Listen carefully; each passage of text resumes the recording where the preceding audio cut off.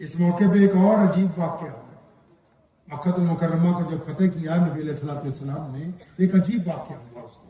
کیا ہوا کہ جب بیت اللہ کے اندر نبی علیہ السلام پہنچ گئے تو جب نماز کا وقت ہوا تو سارے شہزادے وہاں موجود تھے۔ مکہ مکرمہ کے موجودہ گورنر ابو سفیان رضی اللہ تعالیٰ عنہ جو مسلمان ہوئے ابھی 2 دن پہلے، وہ بھی وہاں موجود ہیں۔ مسلمانوں کے سب سے بڑے مسلمان، آپ کو پتا بھائی سب سے بڑے مسلمان کون ہے؟ سب سے بڑے مسلمان کو جانتے ہو؟ تمام انبیاء کے بعد نبی علیہ السلام کی امت میں سب سے بڑا مسلمان کون ہے؟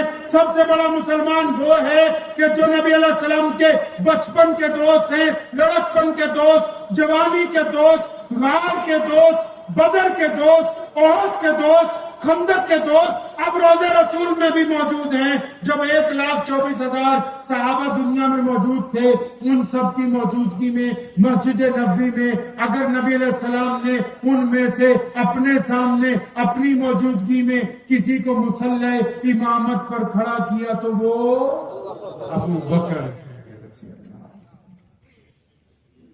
سب سے بڑا مسلمان کائنات بیت اللہ میں موجود ہے۔ سیدنا عمر بن خطاب وہاں موجود۔ 1,24,000 صحابہ نبی علیہ السلام کے مرید، اکیلے عمر فاروق کی ذات محمد رسول اللہ کی مراد۔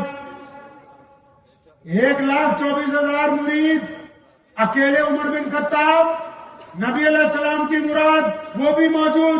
عثمان ذی النورین رضی اللہ تعالیٰ عنہ بھی موجود، مولا علی کرم اللہ بھی موجود وہیں پر، ابو عبیدہ بن جراح امین الامت ہیں وہی موجود، خالد سیف اللہ رضی اللہ تعالیٰ عنہ وہ بھی وہیں پہ موجود، حضرت عباس رضی اللہ تعالیٰ عنہ وہیں پہ موجود، ابو ایوب انصاری رضی اللہ تعالیٰ عنہ وہ بھی وہیں پہ موجود، حضرت سیدنا ابو ذر غفاری رضی اللہ تعالیٰ عنہ فقراء صحابہ میں سے وہ بھی وہیں پر موجود، بڑے بڑے شہزادے اولو العزم لوگ سارے کے سارے موجود ہیں۔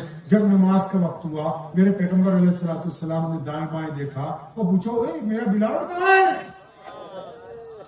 اور بلال کہاں گیا؟ کون بلال؟ بلال غلام، بلال حبشی، بلال کالا ہے، بلال کے کپڑے پھٹے ہوئے، بلال کے موٹے موٹے ہونٹ، بلال کے پیروں میں جوتی نہیں ہوتی۔ بلال کو تو کبھی بیت اللہ کی چوکھٹ پر اگر پیر رکھ دیا تو ابو جہل نے اتنا مارا کہ بے ہوش ہو گئے۔ ایک دن بلال بیت اللہ کا طواف کرنے آئے، امیہ نے کھال ادھیڑ دی۔ ایک دن جب بلال آئے، کفار مکہ پکڑ کے لے گئے کہ تیری ذات نیچی ہے، تیرا رنگ کالا ہے، تو کون ہوتا ہے بیت اللہ میں جانے؟ اب نبی علیہ السلام جب بیت اللہ میں پہنچے، فرمایا میرا بلال کہاں ہے بھائی؟ بلال کہاں ہے؟ تو محمد رسول اللہ صلی اللہ علیہ وسلم کی آواز سن کے بلال سب سے پیچھے دوڑے آئے فکر مندی کے ساتھ۔ پڑھیں آپ کبھی پیارے پیغمبر علیہ السلام کی سیرت کو۔ ایک صحابی نے آہستہ سے کان میں چھوٹا سا مشورہ دیا، چھوٹا سا مشورہ، یا رسول اللہ صلی اللہ علیہ وسلم اگر آپ نے سیدنا بلال رضی اللہ تعالیٰ عنہ سے آج اذان دلوا دی تو یہ جو قبیلہ قریش ہے، برادری بات تھا نا بہت زیادہ، تو ان کی جو رہی صحیح عزت ہے وہ بھی ختم ہو جائے گی۔ تو انہوں نے مشورہ دیا تو نبی علیہ السلام ناراض ہوئے، فرمایا سنو، اگر محمد رسول اللہ کے نام پہ کھالو دڑوے نہیں ہو تو بلال، مار خانی ہو مکے میں تو بلال، تو آج جب مکہ فتح ہو گیا تو اذان بھی میرا بلال دے گا، اذان میرا بلال دے گا، کوئی اور نہیں دے گا۔ سیدنا بلال رضی اللہ تعالیٰ نے زندگی کے آخری ایام میں خود کہا ہے، فرماتے ہیں مجھے وہ دن آج بھی اچھی طرح یاد ہے جب پیارے پیغمبر علیہ السلام نے کہا تھا نا کہ بلال بیت اللہ کی چھت پر چڑھ جا اور اذان دے، تو فرماتے ہیں کہ جب میں بیت اللہ کی منڈیر پکڑ کے چڑھنے لگا غلاف کو ایک طرف سے تو میں زارو قطار رونے لگا۔ مجھے یاد آیا کہ مجھے ابو جہل مارتا تھا، عتبہ مارتا تھا، ولید مارتا تھا، امیہ نے بڑا ظلم کیا، مجھے سارے ظلم یاد آئے کہ تو اس گھر کی باہر کی چوکھٹ پہ نہیں آ سکتا تھا۔ یہ بلال آج تو نے کیا کر دیا ہے؟ کون سا تمغہ مل گیا، کون سا عہدہ مل گیا؟ یہ دیکھ سارے بڑے بڑے لوگ نیچے کھڑے، تو اکیلا بیت اللہ کی چھت پہ چڑھ رہا ہے۔ فرماتے میرے دل نے فوراً مجھے جواب دیا، ہیں محمد رسول اللہ صلی اللہ علیہ وسلم کے تربیت یافتہ نا، پیارے پیغمبر علیہ السلام کے غلام ہے نا، فرماتے میرے دل نے فوراً مجھے کہا کہ بلال یہ جو خانہ کعبہ میں پیاری صورت والے محمد رسول اللہ کھڑے، ان سے وفاداری کا نتیجہ ہے کہ آج تو بیت اللہ کی چھت کے اوپر چڑھ رہا ہے، ان سے وفاداری کا نتیجہ۔ اب سنو چھت پہ چڑھ کے کیا ہوا، مولویوں سے پوچھنا کبھی، بیت اللہ کی جو 4 دیواریں ہیں نا وہ قبلے کا درجہ رکھتی ہیں۔ کس کا درجہ رکھتی ہیں جی؟ ارے بولتے رہیے، قبلے کا۔ کہیے صلی اللہ، زور سے ذرا جو لوگ سو گئے ہوں، صلی اللہ صلی اللہ صلی اللہ۔ بیت اللہ کی 4 دیواریں قبلے کا درجہ رکھتی ہیں، اور کمال کی بات یہ ہے باہر سے سامنے کی طرف قبلے کا درجہ رکھتی ہیں، اندر چلے جائیں تو باہر کی طرف قبلے کا درجہ رکھتی ہیں۔ اب نبی علیہ السلام نے بلال کو کیا کہا؟ خانہ کعبہ کی چھت پہ چڑھ جا۔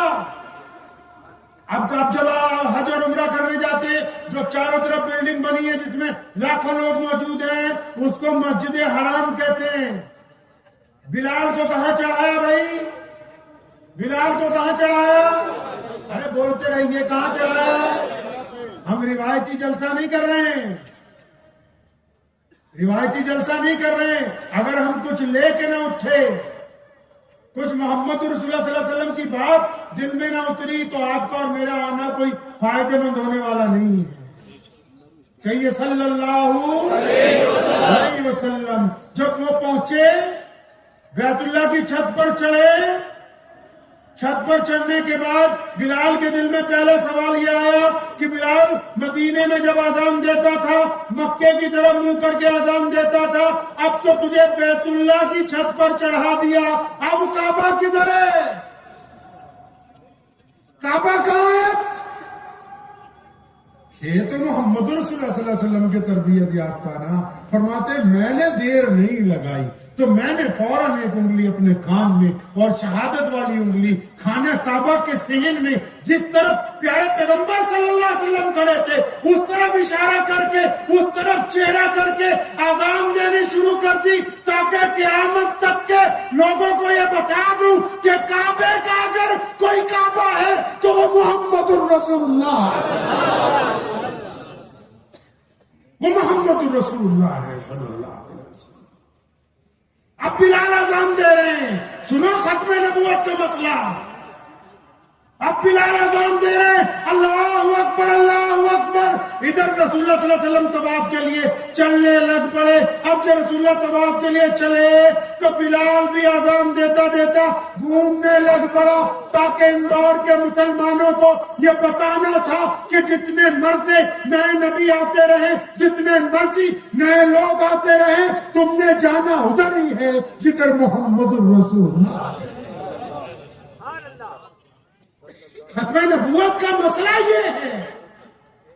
پیارے پیغمبر علیہ السلام ہمارے یہاں پنجاب میں حضرت ایک بہت بڑا افسر تھا، اس کو قادیانیوں نے جا کے کہا کہ تمہیں ہم محنت نہیں کرتے، تبلیغ نہیں کرتے، تم بس ایک رات کو استخارہ کرو، اگر تمہیں لگتا ہے کہ ہمارا نبی سچا ہے تو تم ہمارے یہاں آ جاؤ، ہمارے یہ فلاں چودھری صاحب کی بیٹی نے تم سے نکاح کرنا ہے، اس نے شرط یہ رکھی ہے کہ تم اپنا دین چھوڑو گے۔ تو انہوں نے جب استخارہ کیا تو نعوذ باللہ ان کو لگا کہ مرزا صحیح ہے، تو انہوں نے دوسرے دن اسلام کو چھوڑ کے اپنا نکاح اس خاتون کے ساتھ کر لیا۔ اب بڑے بڑے لوگ سمجھانے گئے، سمجھتے نہیں تھے۔ حضرت مولانا مفتی یوسف صاحب لدھیانوی رحمۃ اللہ علیہ، جب اس گاؤں میں ایک دن جانا ہوا، لوگوں نے کہا حضرت یہ فلاں مولوی فلاں بندہ ہے، بہت بڑا افسر ہے، یہ تو اڑ گیا اپنی بات پر، جو مولوی جاتا ہے اس کو بس یہی کہتا ہے کہ میں نے تبلیغ سے نہیں، میں نے تو استخارے کے ساتھ مانا ہے۔ میں اچھا استخارے سے مانا ہے، بلاؤ اس کو۔ جب اپنے پاس بلایا، فرمایا بیٹھ جا میرے پاس، تو کہنے لگا ہاں بتا کیسے مانا؟ اس کو نبی کہنے لگا جی میں نے استخارے کے ساتھ مانا ہے۔ فرمایا یہاں بیٹھو میرے سامنے، اب سنو مسئلہ کہ جب تم نے نبی علیہ السلام کے مقابلے میں کسی اور کا گمان کر کے استخارہ کیا تو وہ استخارہ بطور مرتد کیا، بطور ایمان والا نہیں کیا ہے،